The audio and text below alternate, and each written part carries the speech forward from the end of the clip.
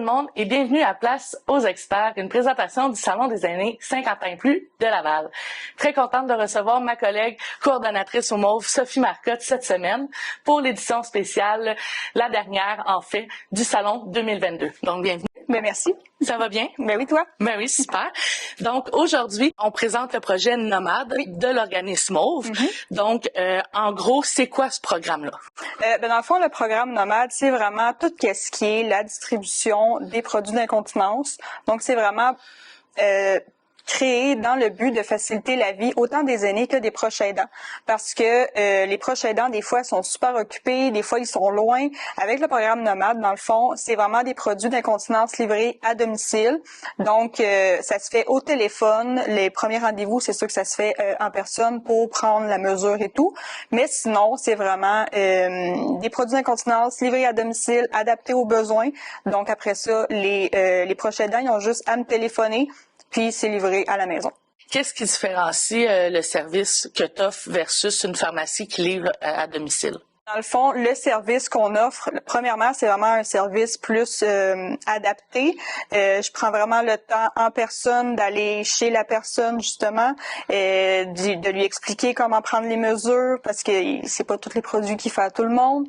Donc, je lui explique les mesures à prendre. Je lui conseille aussi selon le type de corps que la personne a là, selon le type d'incontinence aussi. Donc, c'est vraiment un service comme plus clé en main, je peux dire comme ça.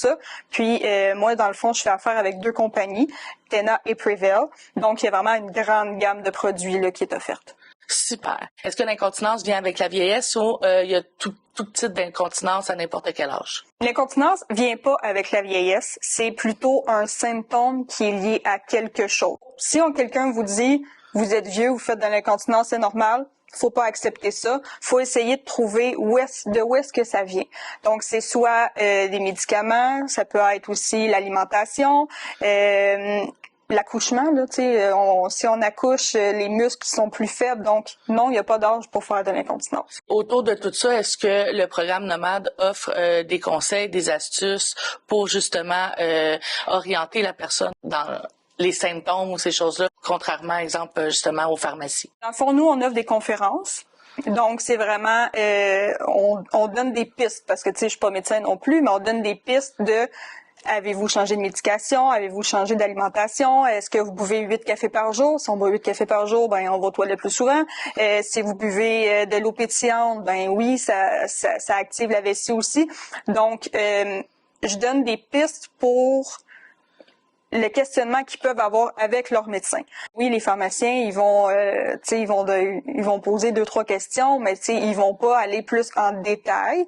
Puis moi aussi, je fais la différence avec toutes les sortes d'incontinence que les personnes peuvent avoir. Donc, je les détaille au complet. Donc, la personne, elle peut dire, moi, depuis que j'ai accouché, quand je tousse, il y a des petites gouttes. Ben, c'est de l'incontinence à l'effort. Fait que, tu sais, c'est vraiment pour tout ce qui est information à l'incontinence, soit que moi, je le donne en personne aussi, par téléphone, tu sais, je peux poser les questions. Sinon, on offre les conférences. Parfait. Quels sont les types d'incontinence? Il y a l'incontinence fécale ou intestinale, donc là, c'est les selles. Il y a l'incontinence urinaire ou on dit aussi la vésiculaire. Donc ça, c'est l'urine. Et il y a des chanceux qui ont mixte, qui ont les 2 types d'incontinence en même temps. Pourquoi que, dans le fond, avoir de l'accompagnement au niveau de la recherche de produits facilite le quotidien au niveau de la gestion de l'incontinence? Parce que, je sais pas si t'es allé voir en pharmacie ou en grande surface, il y a comme un 32 pieds de produits. Oui. Puis souvent, mettons que tu vas en grande surface, la personne est un peu pas mal laissée à elle-même, là, tu sais. Oui. Fait que, il y a beaucoup de produits qui existent pour différents types, différents corps. Donc, il y a un accompagnement là-dedans, justement, pour faire la distinction. Si la personne fait du goutte à goutte, ça sert à rien de mettre une pull-up, mettons. Ouais. Fait que c'est vraiment plus des conseils là-dessus. Puis, il y a beaucoup de gens que, malheureusement, ils font des erreurs. Donc, par exemple, superposer des produits, c'est non. Mais il y en a qui le font parce qu'ils pensent que ça augmente l'absorption. Mais c'est pas vrai. C'est juste qu'il faut changer de produit, mieux adapté à l'absorption qu'on a de besoin. Il y a aussi beaucoup de mythes et réalités. Tu sais, mettons justement, on peut-tu prendre des serviettes hygiéniques pour femmes menstruelles pour de l'urine? Ben non, non. L'accompagnement qu'on offre, c'est vraiment aussi démystifier là, à ne pas faire les météorialités. Parfait. Quels sont les divers types de produits que tu offres au niveau de justement de l'incontinence? Les deux compagnies, ils ont aussi des produits cutanés. Okay. Donc, veux pas, il faut entretenir sa peau quand on fait de l'incontinence. Donc, il y a une gamme de produits cutanés, autant de savon sans rinçage, il y a des crèmes hydratantes, crèmes barrières, tu sais, il y en a beaucoup. On a aussi des protèges dessous, justement pour le goutte à goutte. Il y a des coussinets, je m'en vais dire en anglais, c'est des pads, mais il y a des coussinets pour un petit peu plus d'absorption. On a les pull-ups pour les personnes qui sont encore capables de se changer seules. Parfait. Puis il y a aussi les avec attache. Ça, c'est plus pour les gens qui ont moins de mobilité puis qui ont besoin d'aide. Donc, soit un proche aidant ou une préposée. Mais puis c'est différentes grandeurs, différents types d'absorption. C'est pour ça que je dis qu'il y a vraiment une très grande gamme de produits. Si on va au niveau de tout ce qui est, tantôt tu me disais les produits d'hygiène féminine, ça correspond pas. Est-ce que c'est souvent quelque chose que tu as entendu auprès des familles qui t'ont justement questionné comme j'achète exemple des Always pour ma mère du côté section féminine. Est-ce que c'est correct? C'est quelque chose qui est récurrent? Oui, parce que les gens ont la croyance de ça absorbe, c'est correct. Mais on s'entend, de l'urine et du sang, ça n'a pas la même consistance, ça n'a pas la même composition non plus, puis c'est pas la même quantité. Tu sais, quand t'es dans ta semaine, c'est des plus petites quantités. On dirait qu'il y en a beaucoup, mais dans le fond, non. Tu sais, c'est vraiment une petite quantité. Quand il y a de l'urine, à moins que tu fasses vraiment du goutte à goutte, que c'est encore là, oui, c'est des petites quantités. Mais si tu t'échappes vraiment, tu vides ta vessie, si on peut dire comme ça, les serviettes hygiéniques, mettons, menstruelles, ils seront pas capables ils fourniront pas, là. C'est sûr que tu vas avoir un débordement. Fait que le noyau absorbant, il est pas fait pour la même consistance. Donc non, faut faire attention, puis oui, ça arrive.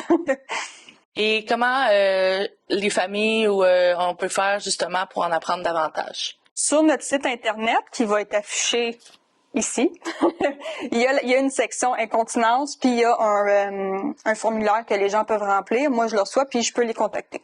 Ça, c'est la manière la plus... pour les gens plus timides, mettons, là, parce que, tu sais, j'ai pas de contact là-dessus, là. Fait que moi, je peux contacter. Sinon, il y a sur notre site Internet là, notre numéro de téléphone. Les gens ils peuvent me contacter aussi. Puis, oui, il y a, justement, en ayant les conférences, en ayant des capsules informatives sur notre chaîne YouTube, ben, les gens ils peuvent avoir de l'information. Parfait. Donc, pour tout ce qui est... information, il y a le site Internet, il y a la chaîne YouTube, il y a aussi la page Facebook. Oui. Donc, à partir de tout ça, ils peuvent y aller directement. Sinon, s'ils veulent un peu plus précis par rapport à leurs conditions, là, ils ont juste à te contacter directement. Oui, c'est ça. Bon, super, ça. On enchaîne avec la partie mouvement. Oui. Qui est, dans le fond, le volet hébergement au niveau du programme, en fait, au niveau de l'organisme Mauve. Donc, je te laisse enchaîner. C'est moi qui vais vous présenter le programme. Oui, donc on fait une petite twist, là, c'est moi qui anime. Donc, tu l'as un peu résumé, mais qu'est-ce que le programme Mouvement? En fait, dans tous nos programmes en partant, c'est sûr qu'on a l'aspect conférence, atelier d'information. Donc, le programme Mouvement aussi a ce côté-là. C'est vraiment d'informer, de sensibiliser les gens sur les différents types d'hébergement. Donc, la différenciation entre CHSLD, ressources intermédiaires, les RPA, qui est les résidences privées pour aînés, et les niveaux de soins qui sont offerts. C'est aussi d'informer les familles par rapport à leurs droits, d'informer les aînés par rapport à leurs droits quand ils ont un bail en RPA. C'est d'accompagner l'aîné aussi à ce que ses droits soient respectés, que au niveau du bail, il n'y ait pas non plus nécessairement de l'abus, par exemple des frais qu'il n'utilise pas, par exemple un service, mais qui serait chargé à son bail. Donc, c'est vraiment un accompagnement à ce niveau-là. Et bien sûr, de la recherche d'hébergement pour tout ce qui est en lien avec les résidences disponibles et en fonction de son autonomie.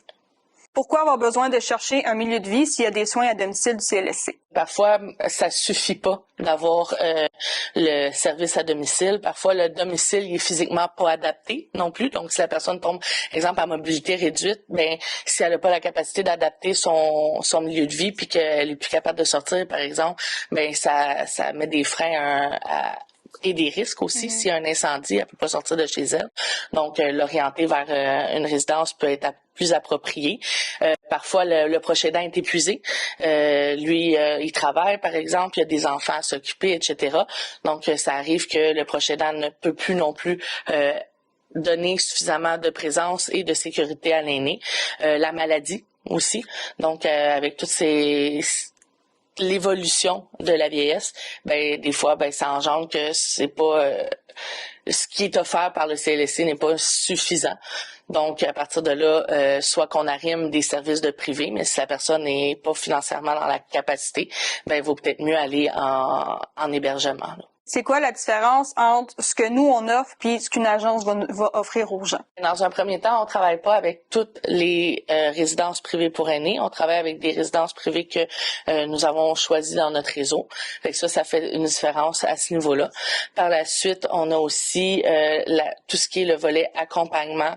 On est là pendant, mais on est aussi là après sur tout le questionnement. Si il y a des situations qui se passent avec la résidence, ils peuvent toujours nous contacter et nous, on peut toujours être présent en médiation pour essayer de comprendre qu'est-ce qui s'est passé. C'est sûr que c'est aussi au niveau rythme de la personne. Donc, si la personne, elle nous appelle puis qu'elle nous dit c'est dans 6 mois, 1 an, ben parfait, on va y aller à ce rythme-là. On met pas de pression. On n'est pas à la commission non plus. On est vraiment un dossier à la fois, que ça prenne 1 semaine ou que ça prenne 12 mois. C'est pas plus grave que ça non plus, là. Tu as dit qu'on travaillait pas avec toutes les résidences. Est-ce que tu peux nommer un peu les critères qu'on a? Tout ce qui est milieu de vie, ambiance, tout ce qui est le lien d'appartenance, le niveau d'activité qui va être offert aussi, le calendrier d'activité, les différents niveaux de soins. On travaille davantage avec les résidences que je considère comme semi-autonomes. Donc c'est des niveaux de soins plus élevés que les résidences qu'on dirait un peu plus resort, là, que tous les services sont là, mais que par la suite, quand on tombe à la livraison des médicaments, il y a des frais, etc. Nous, on travaille plus avec les résidents, plus tout inclus qu'on appelle. Donc, ça, c'est les médicaments sont déjà fournis, les 3 repas par jour sont déjà présents. C'est pas, une fois que le bail est signé, il n'y a pas des services à la carte nécessairement qui va se rajouter. Fait que c'est plus à ce niveau-là qu'on se différencie dans les résidences avec lesquelles on travaille. Que considérez-vous comme un milieu de vie? C'est tout ce qui est l'aspect environnement, ambiance, ce que le milieu de vie reflète au niveau des aînés qui y habitent. C'est sûr que si on arrive là, on est dans la salle commune, puis ce qu'on voit, c'est très impersonnel, versus on voit des photographies des Noëls précédents, des événements qu'il y a eu précédemment, mais c'est sûr que ça donne un lien d'appartenance à l'aîné, puis il se sent davantage chez eux. Fait que ça, c'est quelque chose que on met beaucoup de l'avant au Mauve quand on visite des milieux de vie. Par la suite, c'est aussi tout l'aspect de la famille, la présence de la famille. S'il y a des heures de visite, on considère pas ça comme un milieu de vie. Tu sais, la famille est capable, est assez, grande et mature pour être capable de respecter l'ambiance, dire ok, je viens visiter ma mère, il est 9h le soir. Tu sais, j'irai peut-être pas nécessairement dans la salle commune pour pas faire de bruit, mais je vais rester à sa chambre, puis je vais me faire discrète, mais ça m'empêche pas d'aller voir ma mère, même si mon horaire de travail est à 9-10 heures le soir, qui me permet d'aller la visiter. Fait que c'est surtout l'inclusion des familles aussi. C'est ceux qui travaillent en collaboration avec les familles qu'on favorise davantage. On se tient loin de l'ambiance hôpital, dans le fond, oui, là. Exactement. Comment ça se passe un accompagnement avec le Mauve? C'est varié. Ça peut ça peut partir du proche aidant que ça part de l'aîné directement. Quand ça part du proche aidant, on s'assure d'aller chercher le consentement avec l'aîné. Si ça prend du temps à l'avoir, il faut s'assurer de l'avoir avant de dire qu'on va le déménager. Par la suite, c'est la famille puis l'aîné qui décide notre niveau d'implication dans le fond. Si eux ils nous veulent tout le long du processus, à la visite, à la signature du bail, au déménagement, on va être présent. Si eux ce qu'ils veulent, c'est qu'on leur présente juste l'inventaire de notre résidence puis que par la suite ils font les visites avec les propriétaires ou avec les agents de location, à ce moment-là, on les laisse de leur côté.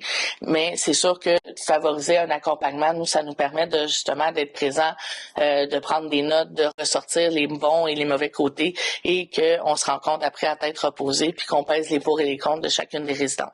Mais si c'est pas quelque chose qu'ils souhaitent puis qu'ils veulent faire ça par la suite de leur côté, on fait des échanges téléphoniques par la suite, on se rencontre à nouveau suite à leur visite puis on les accompagne dans le processus, mais c'est vraiment à la discrétion de la famille là, de comment ils veulent que ça se passe. Faut pas oublier non plus qu'on a un profil d'autonomie qu'on remplit avec la famille. Donc comme ça aussi, ça peut nous guider dans quoi chercher avec le budget et tout. Fait qu'on peut vraiment très bien accompagner. La dernière question, c'est en combien de temps on peut trouver un milieu de vie? C'est sûr que quand on parle de milieu de vie privé, le temps il est très variant parce que autant il y a des milieux qu'il y a des listes d'attente, autant qu'il y a des milieux qu'il y a des places déjà disponibles. Donc, ça peut se faire très rapidement. 48 heures, ça s'est déjà vu.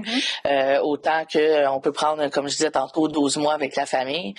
Puis si on tombe dans le milieu public, là, c'est là l'accompagnement va se faire plus à avez-vous contacté votre CLSC? Avez-vous rencontré la travailleuse sociale? Est-ce que vous avez parlé de vos besoins par rapport à votre autonomie? Puis là, c'est les étapes de se dire avez-vous choisi le CHSLD si c'est une orientation CHSLD ou la RI, puis à partir de là, on laisse les étapes se faire au niveau de la travailleuse sociale pour l'inscription à la liste d'attente du milieu public. Là. OK. Parfait. Merci beaucoup. Donc, j'espère que vous avez apprécié cette capsule Place aux experts en compagnie de Sophie Marcotte et que vous en avez appris davantage sur nos services au MAUF. Donc, soyez des nôtres dans nos prochaines entrevues et prochaines capsules en 2023. À bientôt!